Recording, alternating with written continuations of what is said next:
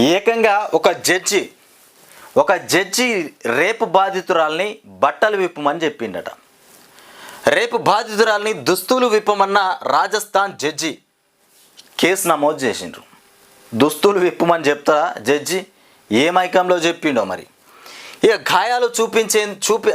గాయాలు చూసేందుకు అత్యాచారానికి గురైన ఓ దళిత యువతిని దుస్తులు విప్పమన్న రాజస్థాన్ హిందౌన్ కోర్టు జడ్జి పైన పోలీసులు కేసు నమోదు చేశారు.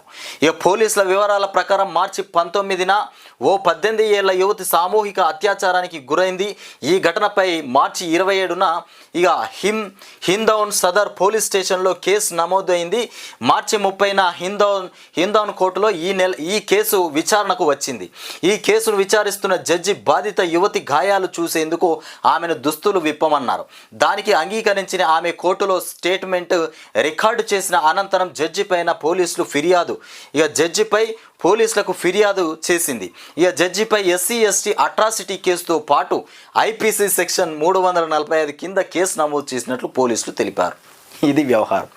జడ్జి అయినా లాయర్ అయినా ఎవరైనా చట్టానికి శిక్ష అర్హులే. దీనికి కారణం ఇదే. జడ్జి మీదనే కేసు నమోదు.